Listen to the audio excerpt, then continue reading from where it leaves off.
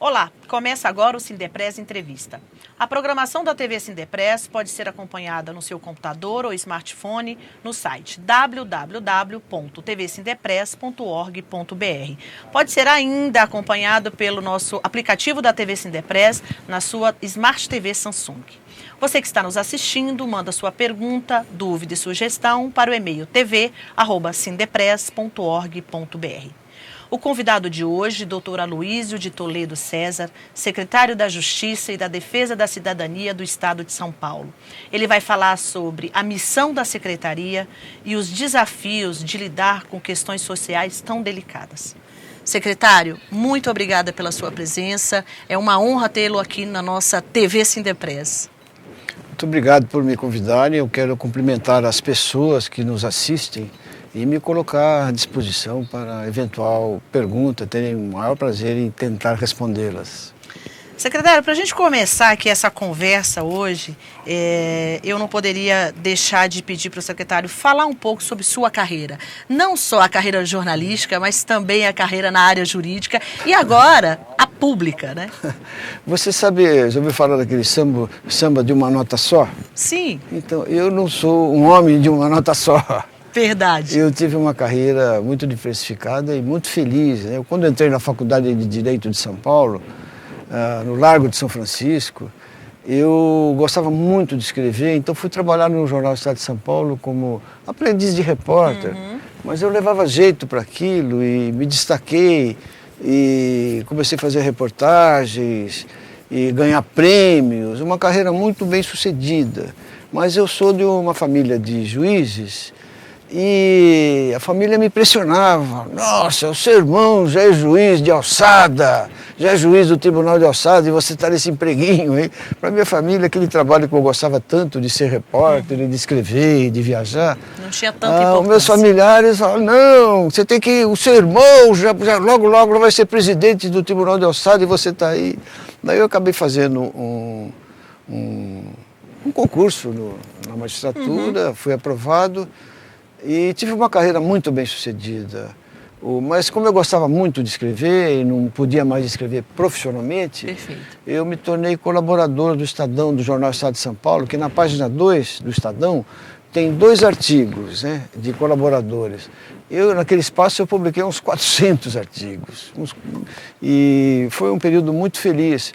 Mas depois que eu entrei, fui convidado pelo governador Geraldo Alckmin para ser secretário da Justiça, o Estado não publica, fica impedido de publicar artigos de quem está no Executivo. Então eu perdi essa oportunidade de continuar escrevendo, né? E lamento muito isso. Secretário, inclusive eu li que existe até a possibilidade, né, isso ainda não está definido, de reunir esses artigos em um livro, né? Tem uma famosa editora que eles querem publicar uma coletânea de uns 80 artigos meus.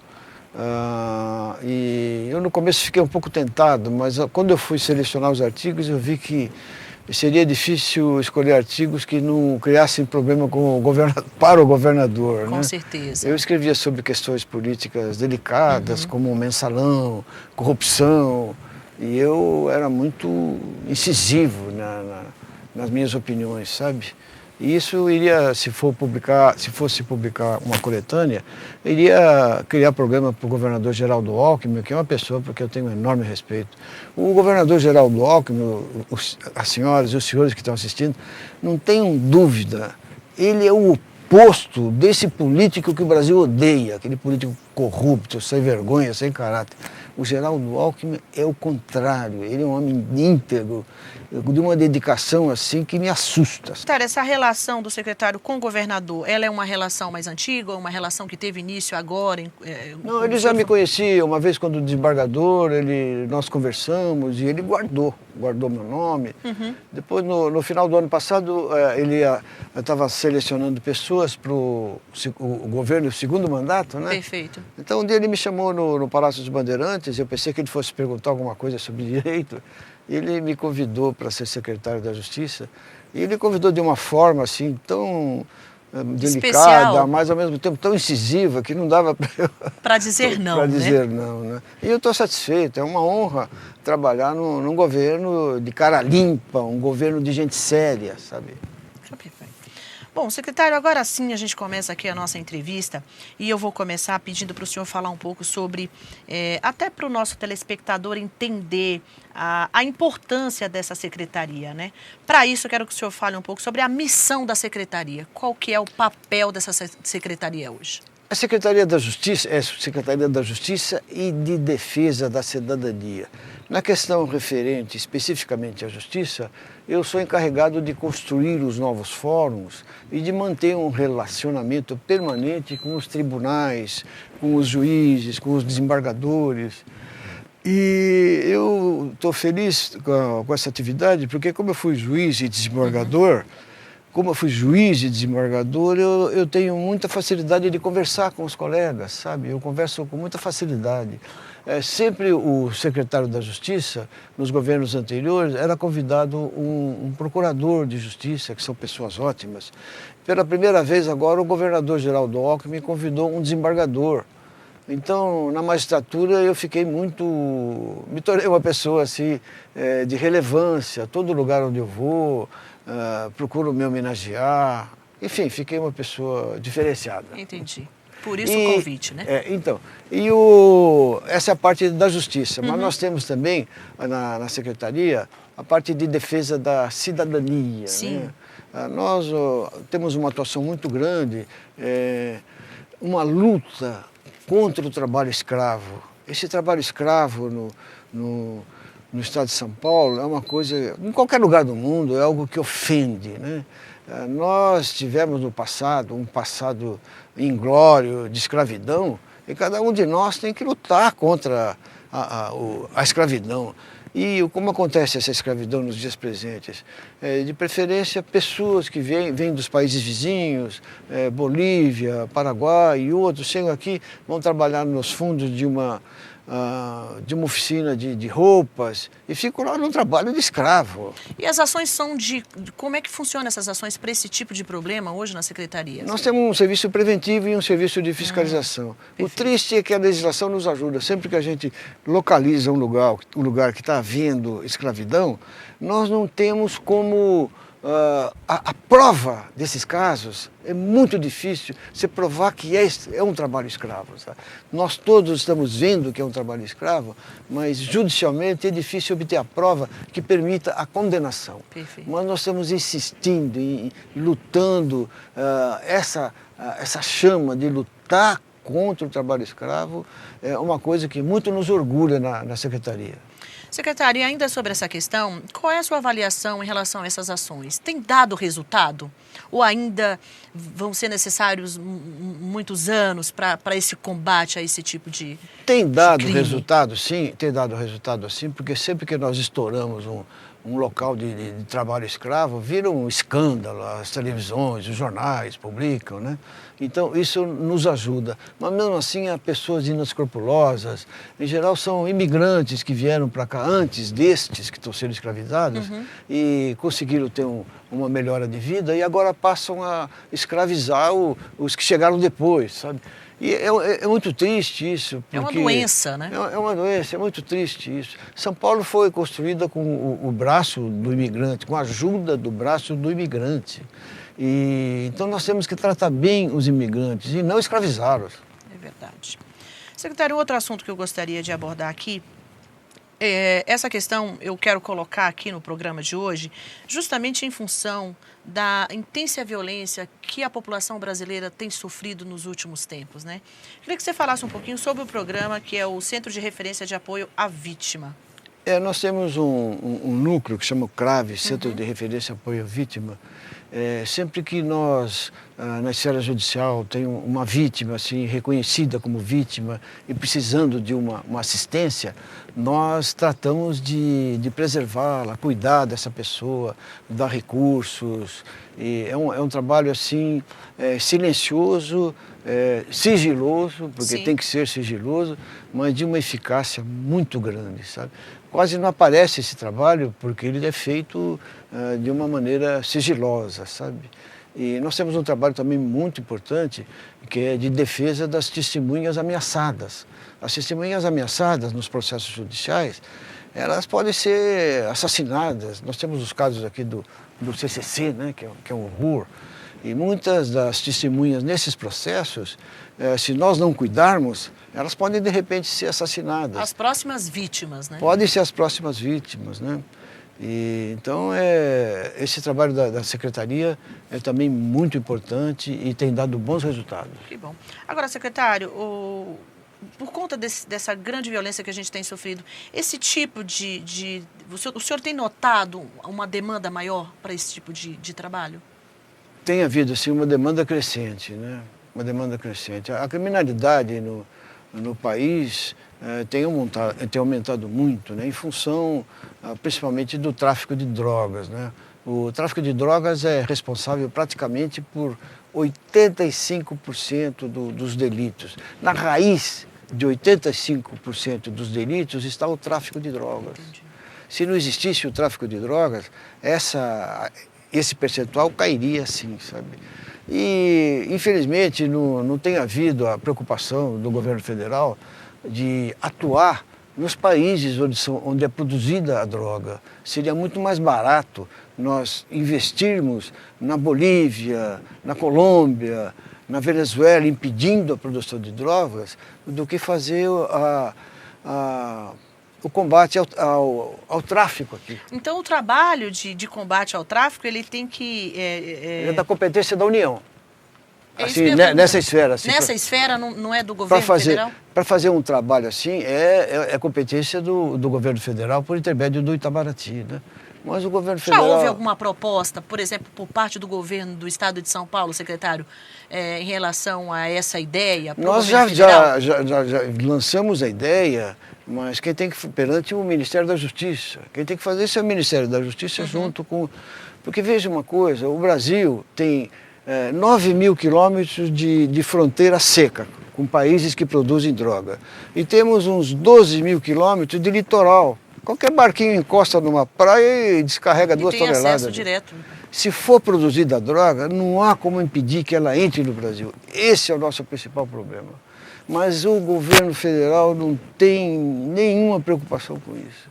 Você veja, o e presidente... há alguma justificativa, secretário, de por que não investir? O presidente da Bolívia, por exemplo, o camarada Morales, amigo do ex-presidente Lula, o camarada Morales, ele produz coca. Ele produz... A coca é de onde é feita a cocaína. E eu vi ele uma vez dizendo, não, a cocaína não é um problema para nós outros, não é um problema para a Bolívia, porque eles não usam a cocaína, eles tomam um chá da planta, que não, né? faz mal. Que não faz mal. Não é um problema para nós outros, né? Mas ele permite que a cocaína seja produzida lá dentro e enviada para nós. Ou seja, o problema vem para nós. Eu fico muito irritado com isso, sabe? Eu tenho muita dificuldade de engolir um sapo desse tamanho, sabe? E o governo federal não faz nada. Não faz nada. E a gente tem uma situação essa, que inclusive, secretário, talvez o secretário não tenha tido a oportunidade de ver, mas hoje o Ministério da Justiça publicou uma pesquisa falando da criminalidade no Brasil e apontando, inclusive, a questão do tráfico de drogas como um dos fatores, né? Sim. E no último dia 2 de outubro, a ONU também divulgou uma pesquisa falando do grau de criminalidade no Brasil e também apontando a questão do tráfico de drogas, ou seja, 2 pesquisas de 2 fontes importantíssimas, e aí você só vê os números, na verdade, mas lá não consta nenhuma ação assim mais forte, né, sendo feita para combater isso. Só um cego não percebe que está havendo uma omissão assim criminosa em relação a isso. Veja o Paraguai aqui, o nosso vizinho Paraguai, nós temos uma ascendência sobre o Paraguai muito grande, de décadas, né? Um clima bom em relação aos paraguaios. Ali que é feita a maconha, a maconha é produzida assim, nossa, uma barbaridade de maconha. E como nós temos uma fronteira seca, tem fazenda que é maconha de um lado e criação do gado de outro. Mas é o mesmo proprietário, então passa tudo ali. É uma vergonha que isso continua conhecendo. E fazem uns postos na fronteira de vez em quando. Aprenderam meia tonelada de cocaína. Não é nada isso. Perto do que entra não é e nada do que circula dentro do país. Não é nada. E o Brasil, inclusive, é rota de cocaína e de maconha para enviar para a Europa, para a Ásia, sabe?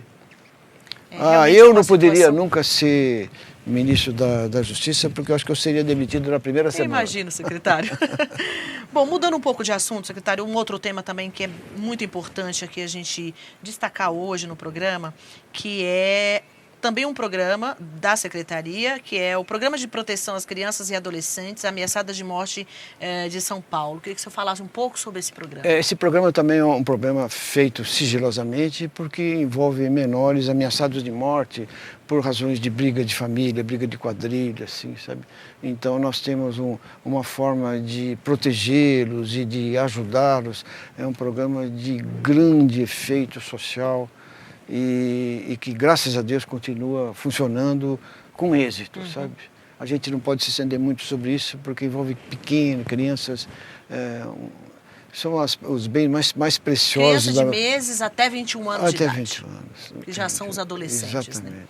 Né? Secretário, aproveitando que a gente está falando aqui sobre crianças e adolescentes, eu li recentemente na imprensa que a Secretaria de Justiça, ela está em parceria com a Secretaria Estadual do Turismo, criando algumas ações de exploração sexual de crianças durante as Olimpíadas de 2016. O senhor pode falar um pouco sobre essa parceria? Esse é um assunto, eu e o secretário de Turismo, nós estamos unidos. O que vai acontecer? No ano que vem teremos as Olimpíadas. E aqui em São Paulo, nós vamos ter uns 10 jogos de futebol, talvez até mais, no Itaquerão, no estádio do Palmeiras. Então virão muito mais turistas do que na Copa do Mundo. Virão muitas pessoas aqui para São Paulo e sempre existe o risco de exploração sexual infantil, juvenil, né? Perfeito. E nós estamos preparando um trabalho de prevenção a isso, para que essas crianças e esses adolescentes não sejam explorados sexualmente, sabe?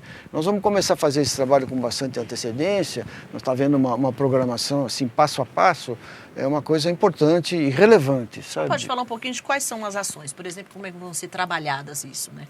Vai ser através de palestras, nas escolas? Cada estrangeiro que vier para São Paulo, quando comprar um bilhete ou estiver vindo num ônibus, num avião, eles vão receber uma orientação por escrito de que, olha, a exploração sexual aqui no Brasil é crime, dá para cadeia, e se for para cadeia não sai. Vai ser uma coisa bem assustadora, assim, porque o tipo de pessoa que explora sexualmente crianças e adolescentes precisa mesmo ser assustado para que não cometa esse delito horrível, né? Muito bom. Bom, a gente vai para o nosso primeiro intervalo e voltamos em 1 minuto. Construída em frente ao mar, na Vila Tupi, na Praia da Enseada, a colônia de férias Bertioga tem capacidade para alojar 118 pessoas. São 36 quartos, com capacidade para 4 pessoas cada. Há ainda 2 quartos no térreo adaptados para deficientes físicos, com rampas de acesso. Todos os quartos são equipados com televisor, frigobar e ar-condicionado. Venha passar um momento de lazer com a sua família na colônia de férias Bertioga.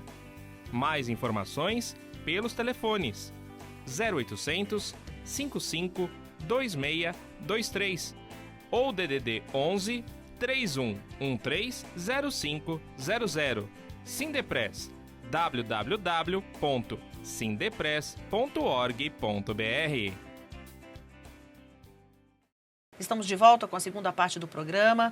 O nosso convidado, o doutor Aloísio de Toledo César, secretário da Justiça e da Defesa da Cidadania do Estado de São Paulo. Secretário, uma outra questão assim, que a gente tem acompanhado também na imprensa são as ações do Fundo Estadual de Defesa dos Interesses Difusos, o conhecido FIDE. Fala um pouco para a gente como é que funciona esse fundo.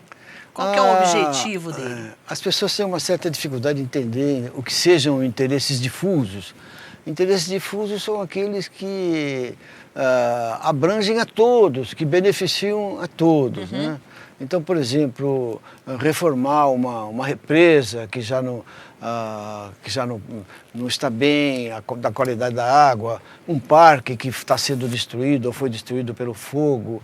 Enfim, é uma infinidade de obras feitas por intermédio desse fundo que resultam na reparação Por exemplo, nós, há uns 15 dias atrás, inauguramos em São Luís do Paraitinga um parque que tinha sido destruído, era um lixão. Era um lixão. Nós acabamos com o lixão e em cima de onde era o lixão fizemos um parque maravilhoso, que as crianças podem conviver, as famílias podem conviver, porque é uma coisa mais curiosa, mas é importante que as pessoas convivam, principalmente no interior, né? O governador sempre fala, o governador Geraldo Alckmin, ele sempre repete isso que o pai dele dizia, que não basta viver, a pessoa tem que viver e conviver. E essas obras que nós construímos em diferentes locais do estado de São Paulo, elas permitem essa convivência das pessoas. Inclusive agora nós estamos fazendo uma coisa que a população se dividia muito, o skate.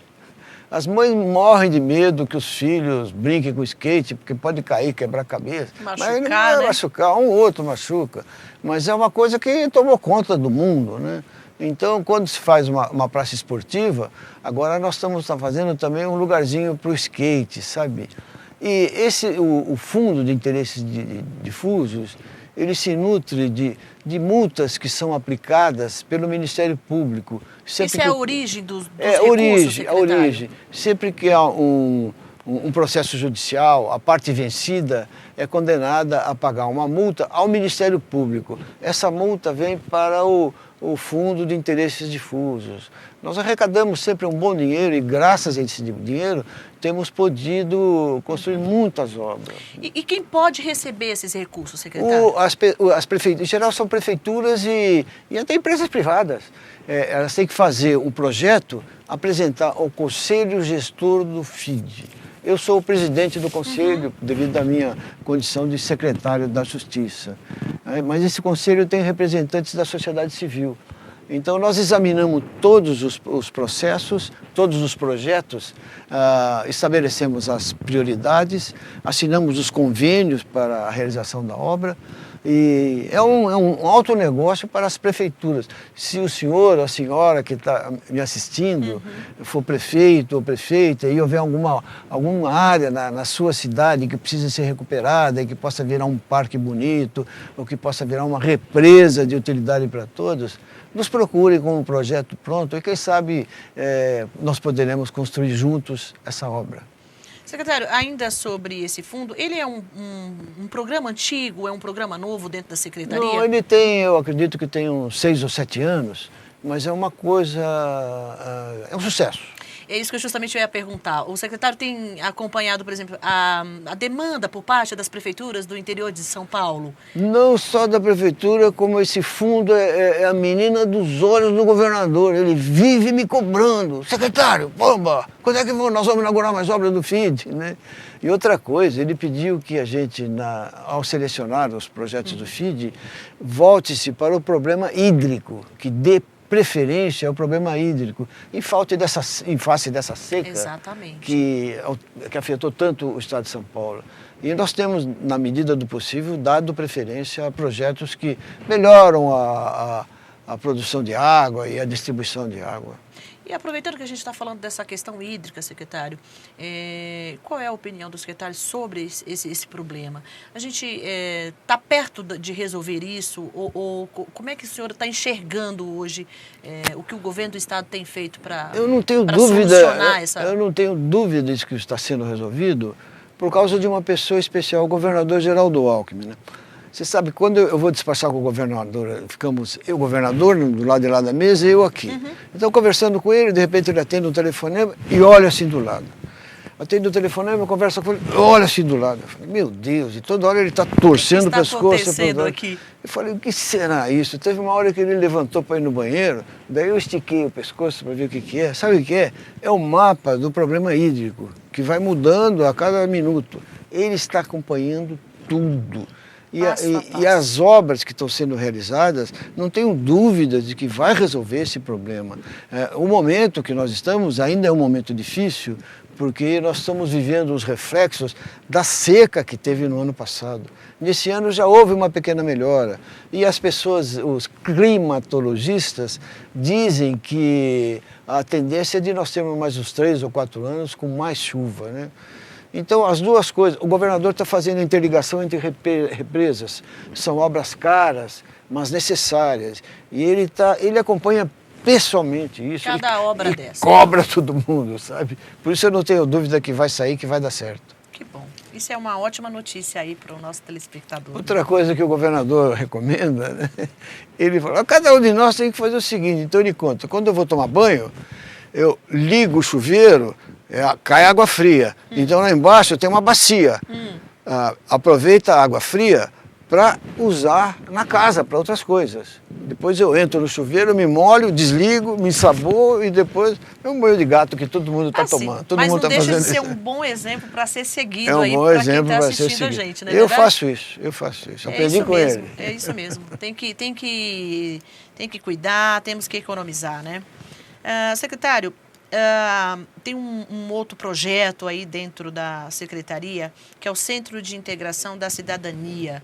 E eu sei que esse centro, ele desenvolve uma série de ações. Fala aí para o nosso telespectador como é que funciona esse Centro de Integração da Cidadania. Nós temos 16 espalhados em torno de São Paulo, principalmente em áreas carentes. Então, ele é como se fosse um poupa-tempo mais ampliado, mais voltado para as pessoas do bairro, sabe? Em algumas cidades, por exemplo, Mogi das Cruzes, outro dia conversando com o prefeito, nós instalamos lá um SIC, nesse Centro de Integração da Cidadania, numa área muito carente e de muita criminalidade, né? O centro acabou se tornando um local de encontro da população carente, eles iam lá para perguntar, para tirar um título de eleitor, para pagar uma conta de luz que não conseguia pagar. Todos esses problemas pessoais do dia a dia que a pessoa tem, procura o centro e lá encontra uma ajuda, sabe? E o resultado, depois de 6 meses, lá em Mogi das Cruzes, sabe o que foi? Caiu vertiginosamente o índice de criminalidade em torno do SIC. Caiu. Então tem um efeito maravilhoso, tem um efeito fantástico, sabe? E por orientação da Dona Lu, que é a esposa do governador, passou-se nesses centros a ensinar as mulheres a fazer maquiagem, a pentear cabelo, a fazer curso de corte e costura, a aprender a fazer pão. Muitas São várias coisas. Ações sociais. São né? ações sociais assim, com aula, com professores habilitados, e fica assim. Lotado. Inclusive, eu acompanhei que uma das ações dentro do SIC está voltada para o imigrante. Tem alguma coisa específica sobre isso nós mesmo? temos um SIC do imigrante e nós atendemos preferencialmente imigrantes que chegam, os haitianos que começaram a chegar aqui, que eram despejados como lixo no centro da cidade, sabe? Nós criamos esse SIC preferencialmente em função do que estava acontecendo com eles. Né? Continua acontecendo ainda isso, secretário? Melhorou um pouco, nós gritamos tanto contra isso. Você tem uma ideia, eles chegam pelo Acre.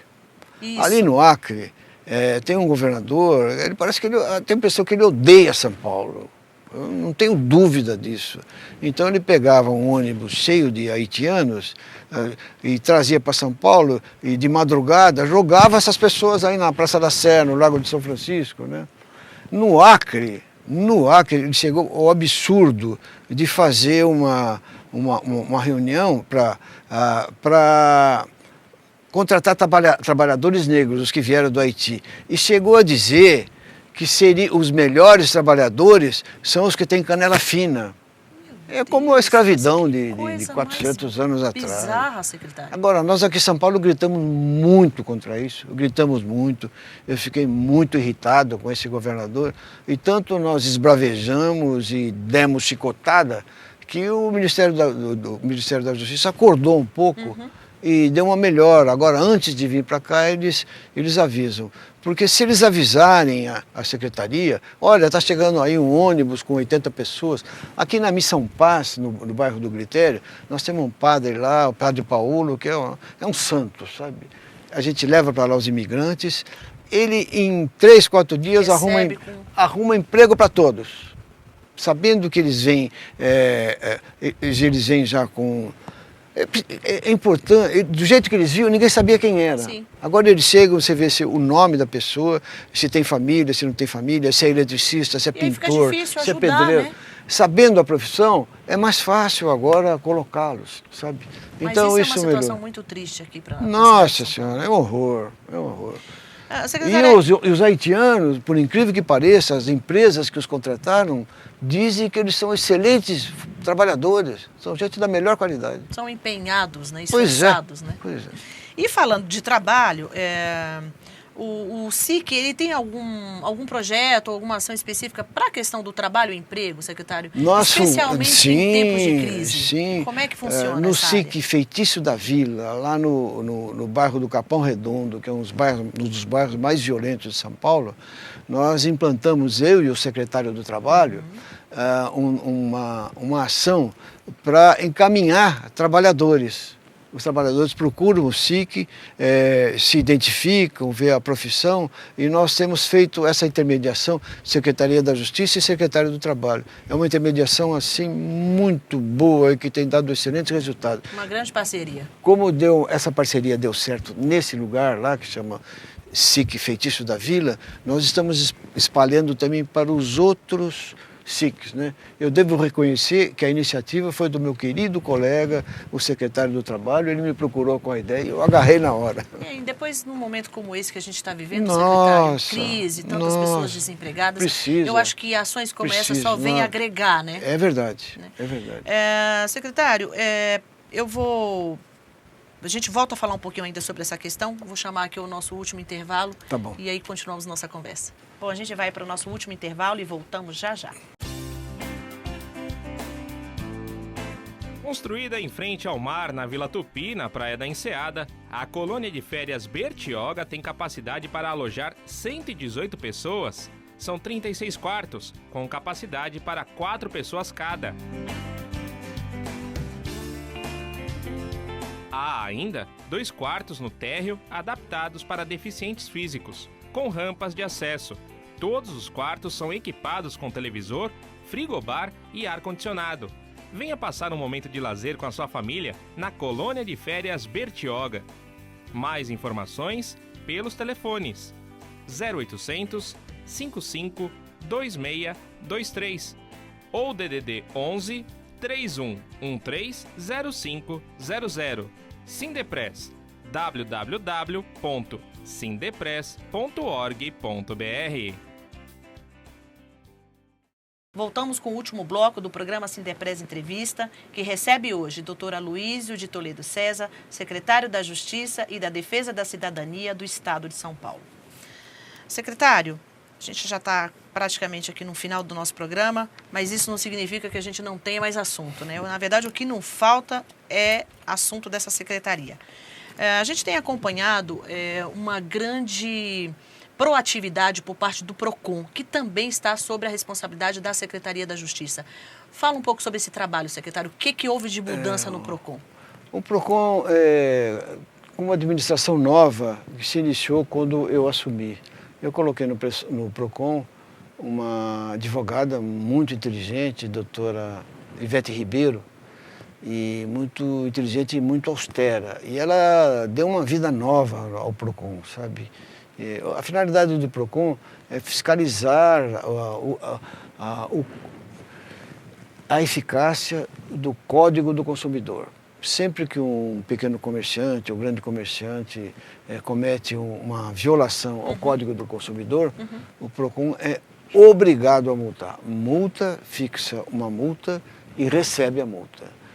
Os pequenos comerciantes, em geral, ficam muito irritados com a circunstância de o PROCON chegar, o fiscal do PROCON chegar e logo multar. Houve até um pedido da Federação do Comércio, me procuraram, olha, é necessário antes de multar, a finalidade do PROCON não é multar, a finalidade do PROCON é fiscalizar. Sim, é fiscalizar. O que eles querem é que a gente, olha, se o senhor fizer uma segunda vez, a gente não multa, daí a gente multa. Mas não funciona assim. Não, o Código do Consumidor não permite, o código é claro, encontrou o ilícito administrativo consistente na violação ao código, o fiscal tem que multar. Se ele não multar, o fiscal está sendo conivente com essa falha e responde por ela, né? Então nós somos obrigados a multar. E esse trabalho feito com bastante eficácia tem repercutido muito. Tanto que dos órgãos do governo do Estado hoje, o que mais tem uma visibilidade assim perante a opinião pública, por intermédio da televisão, dos jornais, é o PROCON. A doutora Ivete está todos os dias aparecendo nas televisões e nos jornais, dando entrevista, explicando o que o empresário deve fazer para não ser multado. E ela encontrou, inclusive, uma forma de ajudar os grandes devedores, assim, as pessoas que estão atoladas em dívida, qual é o caminho para sair disso, né? Ela chegou a fazer trabalhos assim e levar o PROCON nas favelas, para ver o endividamento das pessoas e tentar ajudar. É um trabalho muito interessante que está dando certo, sabe? Eu notei, inclusive, essa eficiência por parte do PROCON nos últimos tempos, secretário. E aí foi um caso bem interessante, onde a diretora falava justamente desse caso da Unimed paulistana. Da Unimed, né? E aí eu fiquei surpresa, porque explicava de uma forma tão didática que até então eu não tinha acompanhado esse tipo de trabalho por parte do PROCON. Né? E a doutora Ivete, ela é craque nisso, sabe? Antes de assumir o cargo, ela era advogada, mas ela fez mais de 300 conferências sobre o Código do Consumidor. Ela adora essa área do direito. E o Código do Consumidor, sabe quem que redigiu esse código? Um tal de Geraldo Alckmin. Quando ele era deputado federal, ele que fez o projeto, ele que redigiu todinho o Código do Consumidor. Enfim, é uma área na qual ele presta muita atenção. É isso mesmo. E eu posso te garantir que ele está muito feliz. Então, escrito por ele, mais um motivo para fazer funcionar, né, doutor? Está funcionando. Bom, a gente tem um outro assunto aqui também para tratar, que é a questão do Instituto de Terras do Estado de São Paulo, que eu sei também que está bem proativo, tem tido resultados bem diferenciados aí das últimas gestões. Conta aí para a gente quais são as novidades nessas negociações agora. O Estado de São Paulo é o único estado do Brasil que está fazendo uma reforma agrária. Sempre que o judiciário julga uma área devoluta, entende que aquela área não é de ninguém, o governo do Estado de São Paulo, em vez de pegar para si essa área, ela distribui entre as famílias que estão procurando um pedaço de terra para produzir, sabe? E o Instituto de Terras percorre as zonas rurais e as zonas urbanas e localizam pessoas que estão na posse de terra já há muito tempo e que têm o direito de receber um título de propriedade. Inicialmente, nós aprovamos uma lei de iniciativa do governador Geraldo Alckmin que permitiu conceder a essas pessoas uma permissão de uso. Essas pessoas passaram a poder usar a terra e produzir, vender, né? Agora o governador enviou à Assembleia Legislativa um projeto que está sendo votado que permite a concessão de uso. Com a concessão de uso, as pessoas vão poder transmitir a propriedade aos seus herdeiros. Então já não existe aquele sofrimento, nossa, quando eu sair daqui, se eu tiver que sair daqui, e meus filhos, se eu perder essa permissão de uso, os meus filhos. Agora, com essa nova lei, vai haver a concessão de uso. Então, quem tem o posseiro, ele vai poder passar para o filho, para o neto e assim por diante, sabe? Nós já entregamos no Estado de São Paulo quase 50 mil títulos de propriedades a esses posseiros, né? Em Itapeva teve uma cerimônia que nós todos ficamos muito comovidos. O governador estava entregando os títulos de propriedade para esses posseiros, né? E eu estava ali do lado. Daí apareceu uma senhora, chegou numa cadeira de rodas, uma senhora de 102 anos. Ela estava na posse da terra há uns 80. E ali com 102 anos ela recebeu o título de propriedade. Teve a oportunidade de ir em vida. Imagina a felicidade dessa pessoa, né, secretário? Foi uma coisa assim muito comovente, né? E o Estado de São Paulo, com essa ação assim, de uma reforma agrária paulista, vamos dizer, nós conseguimos pacificar uma das áreas que era mais violenta do Estado de São Paulo, que é o Pontal do Paranapanema. O Pontal do Paranapanema era um inferno. O meu irmão, quando foi nomeado juiz de Teodoro Sampaio, naquela região, no dia que ele foi nomeado, houve 13 assassinatos lá. Exatamente, foi um lugar de muitos crimes, muita Acabou. violência. Hoje o índice de criminalidade lá é 8%, é abaixo de todo o estado de São Paulo. No Pontal do Paranapanema. O famoso grupo MST, né, atuou muito naquela Atuou região, muito né? lá, eles estão completamente numa postura muito diferente. Hoje nós conversamos com o Sem Terra, muitos deles eu recebo aqui na Secretaria da Justiça e muitos deles nós levamos para conversar com o governador, ver de que forma que a gente pode auxiliá-los e está vendo esse entendimento tem evitado aquelas ocupações violentas, com foice, com tiros, sabe? E o senhor atribui essa nova forma de trabalhar no Instituto ao diálogo? É o diálogo, é o diálogo. A coisa mais importante é as pessoas conversarem e se entenderem, sabe? E nós devemos muito isso ao espírito do governador, porque é da natureza dele, sabe? Ele não é capaz de tratar mal uma pessoa que vá falar uma coisa grosseira para ele. Ele ouve, conversa e vai acertando. É o estilo dele. E o exemplo do chefe vai passando para todo mundo no governo, né? Secretário, eu queria que o senhor falasse um pouco também sobre as comissões especiais da Secretaria, né? Que são 3 comissões. Eu não sei se o senhor quer que eu fale aqui, mas eu sei que uma é sobre a discriminação em razão de orientação sexual ou identidade de gênero, discriminação aos portadores do vírus HIV ou às pessoas com AIDS e discriminação racial. Quais são as ações que têm sido feitas, pautadas aqui dentro dessas o Estado de São Paulo, 3 vertentes? Nós aqui em São Paulo, não há presunção nenhuma em dizer isso, mas São Paulo está na frente em tudo. E nós temos uma legislação que foi aprovada pela Assembleia Legislativa que permite punir quem tiver um ato de discriminação, seja com homossexuais, seja com negros, seja com pessoas que tenham doenças assim como HIV. Sempre que houver uma violência a essa lei, ou seja, sempre que esteja presente uma discriminação, essa pessoa vai à Secretaria da Justiça, formaliza uma reclamação, nós intimamos o ofensor para que apresente sua defesa e depois julgamos. Em última instância, quem julga sou eu. Como eu fui juiz e desembargador, eu fico muito à vontade quando tenho que fazer esses julgamentos, né?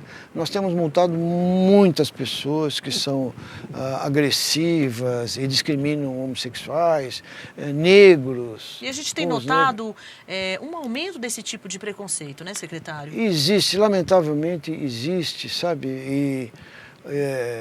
Mas a lei é uma forma de melhorar isso. Sempre, a senhora, o senhor que estão me ouvindo, se um dia presenciarem um ato de discriminação, seja contra negros, homossexuais, lésbicas, seja o que for, façam a denúncia à Secretaria da Justiça. Isso aí não pode ir para ficar debaixo do tapete. Tem que fazer a denúncia, a Secretaria da Justiça vai intimar a parte que fez a ofensa, vai ouvi-la, vai permitir que ela se defenda e depois puna. No caso, vou até dar um exemplo, no caso do Esporte Clube Corinthians, da fiel torcida, né? Fizeram uma vez uma discriminação com 2 jogadores que se beijaram na boca. A gente não sabe se beijaram de verdade ou era uma brincadeira. Era uma brincadeira. Mas o certo é que houve um ato de discriminação.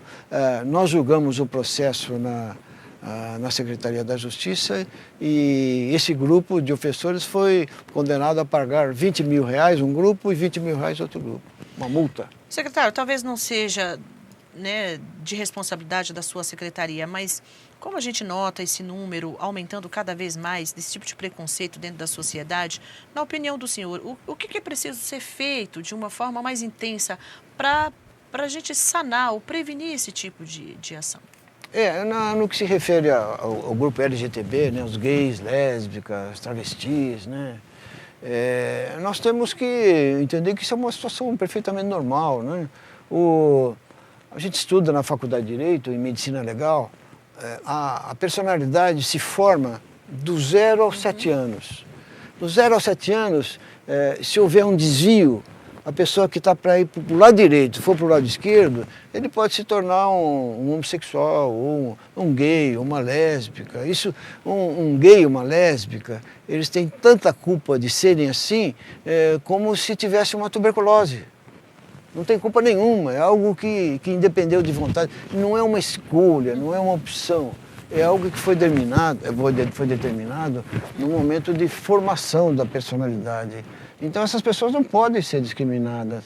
Nós temos que aceitá-los. Às vezes tem umas coisas que é difícil todos tolerarem. Por exemplo, você está num restaurante e de repente vê duas moças se beijando na boca. Isso choca um pouco, né?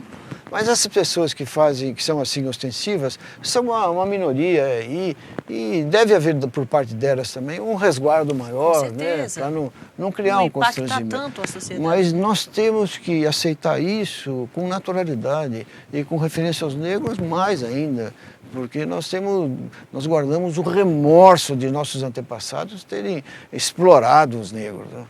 E é muito triste, né, secretário? Em pleno século XXI, a gente ainda está vivenciando esse tipo de crime, né? Sim. É muito triste, né? Onde a gente tem aí a informação, né? Vivendo a experiência da globalização e as pessoas ainda estão ligadas a essas questões sociais que são tão menos importantes. São menos importantes, sim. Bom, eu queria que o senhor falasse um pouco também sobre uma lei sancionada recentemente pelo governador Geraldo Alckmin, que é a Lei da Mediação e Conciliação. Nós temos em vários órgãos, na Secretaria da Justiça, em outros órgãos, conciliadores que atuam em processos assim, de conciliação. Eles sempre atuavam como voluntários, né? E o governador, num ato de justiça, conseguiu aprovar uma lei na Assembleia Legislativa que estabeleceu honorários para essas pessoas. Nesses processos que eu fiz menção, nos casos de negros, leis, lésbicas, né? Sempre tem mediadores, eles atuam nesses processos, né? E agora eles atuam com mais vontade do que eles estão ganhando, né? Muito bom. Foi uma lei muito saudável, muito boa. E já dá para notar um resultado positivo depois dessa... No sorriso e no brilho dos olhos deles dá para notar. Já dá para perceber, né? Dá para perceber. Secretário, a próxima pergunta ela é um pouco diferente do que a gente está tratando aqui, mas é de uma experiência que o senhor está vivendo agora como gestor público. Como é que é atuar durante toda uma vida nas questões jurídicas e agora como gestor público? Como é que o senhor tem avaliado essa experiência? Eu te falei no começo que eu não sou homem de uma nota só, né? Eu comecei como estudante de Direito, repórter, juiz, desembargador e agora sou secretário da Justiça.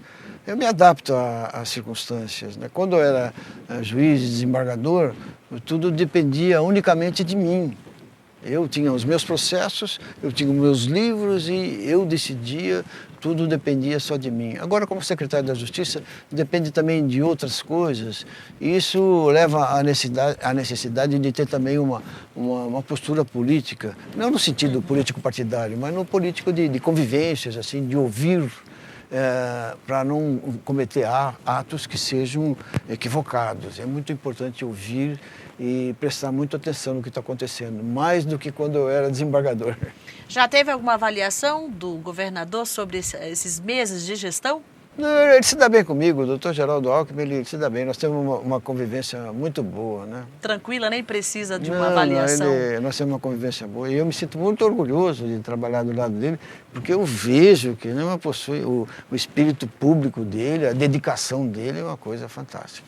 Muito bom. Agora, para a gente encerrar a nossa entrevista de hoje, eu queria que o senhor falasse um pouco sobre metas futuras da Secretaria. Não sei se o senhor já teve a oportunidade de fazer isso, considerando que acabou de entrar, né? Então, o senhor tem alguma coisa para dizer do que pretende fazer nos próximos 3 anos? As metas futuras? Ou dar conta do que tem hoje para... As metas futuras são... o meu sonho é poder terminar os fóruns que nós estamos construindo e os projetos também do FIDE.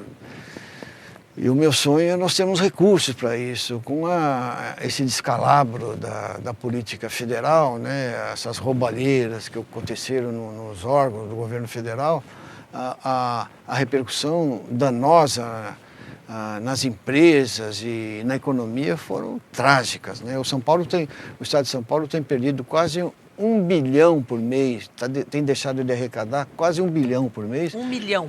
Bilhão. 1 bilhão. Quase 1 bilhão por mês em função dessa queda na arrecadação. O meu sonho e a minha meta, que infelizmente não vai depender só de mim, é que a situação econômica melhore para que nós possamos terminar as nossas obras, que são muito importantes para a população. É isso aí.